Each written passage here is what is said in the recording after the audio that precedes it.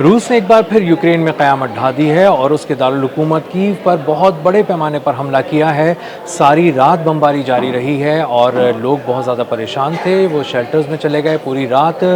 کیو اور اس کے اطراف سائرن کی آوازیں گونجتی رہیں، لوگ خوفزدہ رہے اور ہر طرف اپنی آنکھوں سے تباہی کے مناظر دیکھتے رہے۔ تباہی کا جو اسکیل ہے وہ اتنا بڑا ہے کہ خود زیلنسکی بھی چیخ اٹھا ہے اور اب یورپ سے کہہ رہا ہے کہ کسی طرح اس کو انٹرسیپٹرز دیے جائیں، ایسے میزائل سسٹمز دیے جائیں جس کے ذریعے وہ روس کے اٹیکس کو ناکام بنا سکے، کیونکہ اس کے پاس جو اب تباہی کی داستان روس رقم کر رہا ہے وہ بہت بڑے پیمانے پر ہے اور اس کو اب برداشت کرنے کی صلاحیت یوکرین میں نہیں ہے۔ میرا نام اظہر علی خان ہے اور آپ دیکھ رہے ہیں آج کی بات۔ بہت دنوں سے ایسا ہو رہا تھا کہ یوکرین روس کے اندر تک حملے کر رہا تھا، کئی روز سے حملے کر رہا تھا اور اس کے معاشی اہداف کو نشانہ بنا رہا تھا۔ ڈرون اٹیکس کیے جاتے تھے، آئل اسٹوریج فیسلٹیز کو اڑا دیا جاتا تھا، آئل ریفائنریز کو نشانہ بنایا جاتا تھا، اسی کے ساتھ ساتھ لاجسٹک ہبس کو پر بھی حملے کیے جاتے تھے اور اسی کے ساتھ ساتھ فوجی تنصیبات کو بھی نشانے پر رکھا ہوا تھا۔ اتنے بڑے پیمانے پر تباہی کا اسکیل دیکھنے کے بعد ولادیمیر پوٹن کی جانب سے اپنی فوج کو کہا گیا ایک ایسا کوارڈینیٹڈ حملہ کیا جائے جو پوری رات جاری رہے، بڑے پیمانے پر ہوتا رہے، پوری رات یوکرین کی زمین لرزتی رہے اور اس کا دارالحکومت کیو کانپتا رہے، اس کے لوگ پریشان رہیں، خوفزدہ رہیں اور ادھر ادھر بھاگیں، سائرن کی آوازیں گونجتی رہیں اور اس طرح کا حملہ ہونا چاہیے کہ تباہی کا اسکیل ایک ایک آنکھ کو ہر طرف نظر آئے اور اس کا مطلب یہ ہے کہ زیلنسکی کو براہ راست چوٹ پہنچائی جائے اور اس کی حکومت کو ایک بہت زوردار جھٹکا دیا جائے، اور ایسا ہی کیا روس کی افواج نے اور حملوں کے نام پر ایک قیامت برسا دی۔ کیو پر پوری رات بیلسٹک میزائل، ہائپرسونک میزائل اور اسی طرح کروز میزائل آتے رہے اور آ کر اپنے جو اہداف تھے ان کو نشانہ بناتے رہے، تباہی پھیلاتے رہے۔ تقریباً 44 کے قریب بتایا جا رہا ہے کہ میزائل اٹیکس پوری رات کیے گئے اور ان میں سے بیشتر جو میزائلز تھے وہ پہلے 20 منٹ کے اندر آ کر گرے۔ اتنے بڑے پیمانے پر زمین لرزی اور تباہی کی داستان رقم ہوئی کہ لوگ بوکھلا گئے، بلبلا اٹھے اور ادھر ادھر بھاگنا شروع ہو گئے۔ ریسکیو رضاکاروں نے بھی کوشش کی کہ کسی طرح لوگوں کی جان بچائی جائے، ان کو ریسکیو کیا جائے، لیکن پورے علاقے کی بجلی چلی گئی اور اس کے بعد ایک ایک علاقہ کرتے کرتے شٹ ڈاؤن ہونا شروع ہو گیا اور اس کے بعد پورے دارالحکومت کیو کی بجلی چلی گئی۔ بتایا جا رہا ہے کہ کم از کم 90,000 گھر تاریکی میں ڈوب گئے، پورے علاقے تاریکی میں ڈوب گئے اور کہیں پر کوئی روشنی کی کرن نظر نہیں آتی تھی اور اسی لیے ریسکیو رضاکاروں کو بہت مشکلات کا سامنا کرنا پڑا، لوگوں کو بھی شیلٹرز تک پہنچنے میں اور باہر نکل کر گھروں سے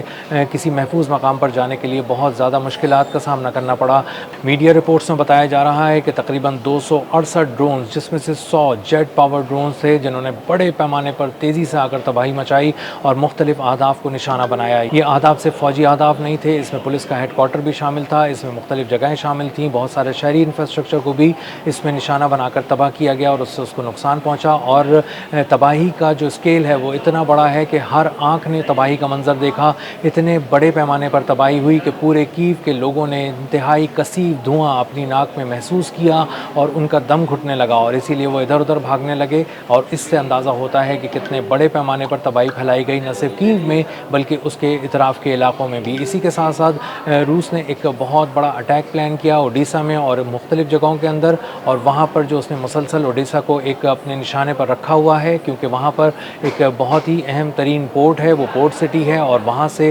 بڑے پیمانے پر گندم کی ایکسپورٹ ہوتی ہے، اناج کی ایکسپورٹ ہوتی ہے اور اس اناج کی ایکسپورٹ سے یوکرین کثیر زر مبادلہ کماتا ہے۔ تو اگر معاشی طور پر یوکرین کو بہت ہی بری طرح ہٹ کرنا ہے تو اس کے اوڈیسا پورٹ کو، چورنومورسک پورٹ کو بہت بری طرح نشانہ بنانا ہے۔ اسی لیے نہ صرف پورٹ کے انفراسٹرکچر کو نشانہ بنایا گیا، مختلف جہازوں کو وہاں پر نشانہ بنایا گیا، بلکہ وہاں تک سامان کی ترسیل کے لیے جو پل استعمال کیے جاتے ہیں ان پلوں کو بھی ٹارگٹ کر کے تباہ کیا گیا۔ تو اس سے اندازہ ہوتا ہے کہ نہ صرف یوکرین میں فوجی اہداف کو نشانہ بنایا جا رہا ہے روس کی جانب سے، بلکہ اس کے معاشی اہداف کو بھی بہت ہی زوردار جھٹکا دیا جا رہا ہے۔ گزشتہ رات کیو کے اطراف جو حملے کیے گئے اس میں بہت ہی ایک خاص جگہ کو بھی نشانہ بنایا گیا۔ یہ وہ فیسلٹی تھی جو ڈرون کے پارٹس بناتی تھی اور اس مینوفیکچرنگ فیسلٹی کو نشانہ بنایا گیا۔ تو اصل میں ڈرون حملے جو کر رہا ہے یوکرین وہ بہت بڑے پیمانے پر کر رہا ہے۔ ایک تو اس کے پاس ڈرون ٹیکنالوجی بھی یورپ کی بہت جدید ہے اور اس کے ساتھ ساتھ اس کے پاس میزائلوں کی بھی بہت کمی ہے، تو اس کا انحصار روس پر حملوں کے لیے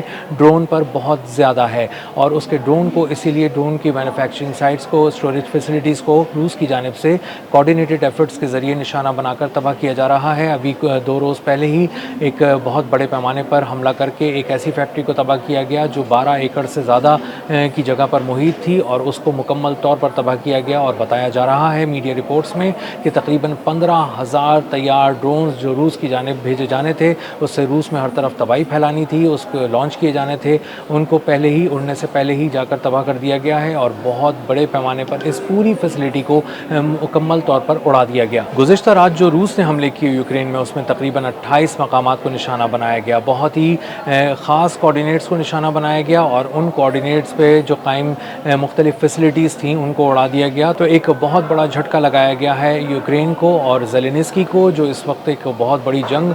प्लान कर रहा था रूस के ख़िलाफ़ और कुछ नए अहदाफ़ को उसने लकीर लगाकर फ़ाइनल कर लिया था कि यहाँ पर हमला करना है और deep inside Russia drone attacks के ज़रिए मुख्तलिफ़ किस्म की फैसिलिटीज़ को निशाना बनाना था। और कोशिश की जा रही है यूक्रेन की जानिब से कि न सिर्फ रूस की ऑयल एक्सपोर्ट्स को रोका जाए बल्कि वहाँ पर एक बड़े पैमाने पर पेट्रोल का बहरान भी शुरू किया जाए, उसको क्रिएट किया जाए ताकि लोगों को ज़्यादा प्रॉब्लम होना शुरू हो जाए और वो बराह रास्त व्लादिमीर पुतिन की हुकूमत पर दबाव डालने लगे कि किसी तरह इस जंग को ख़त्म करो, यूक्रेन के साथ जो तुमने छेड़ी हुई है। लेकिन व्लादिमीर पुतिन ने अब ये स्ट्रैटेजी अपनाई है कि अब ईंट का जवाब पत्थर से दिया जाएगा, दूर तक दिया जाएगा और तमाम किस्म के जो इत्तेहादी हैं उनको एक साथ आजमाया जाएगा, इंगेज करके रखा जाएगा। और इसीलिए हम देख रहे हैं कि नेटो बहुत ज़्यादा एक्टिव हो गया है, वो मिलिट्री ड्रिल्स कर रहा है, मुख्तलिफ़ जगहों पर अपने तैयारों को उड़ा रहा है मुख्तलिफ़ रीजन के अंदर। और इस बात की प्रैक्टिस की जा रही है कि अगर रूस और यूक्रेन की जंग फैलना शुरू हुई और रूस ने मुख्तलिफ़ नेटो इत्तेहादी ममालिक पर हमला करना शुरू किया तो नेटो किस तरह से जवाब देगा, किस तरह से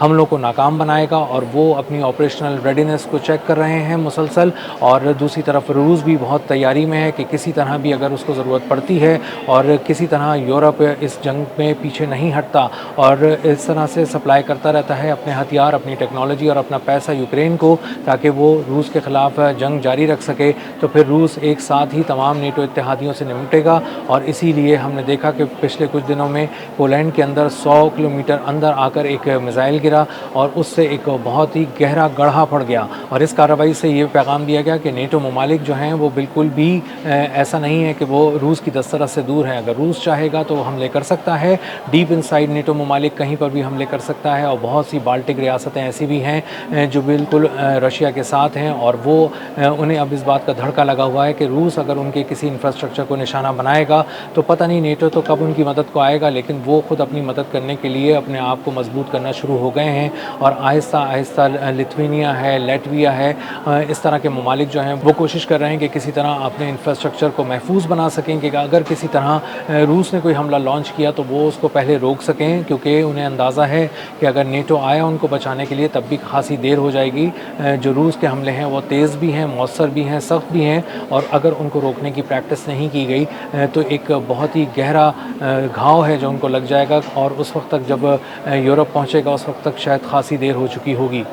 रूस के ड्रोन रोमेनिया तक पहुंच गए थे और इसका मतलब ये है कि नेटो से जुड़े ममालिक जो हैं वो इस वक्त बहुत ज़्यादा अपने आप को गैर महफूज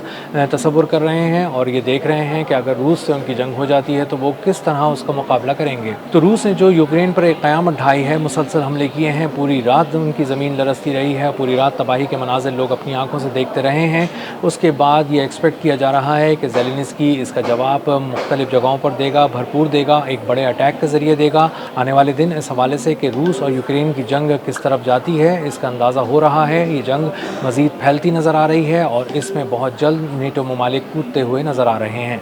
अब तक के लिए इतना ही, मिलते हैं अगले व्लॉग में किसी नई खबर, नए तज्ज़िये और नए ज़ाविये के साथ। अल्लाह हाफ़िज़।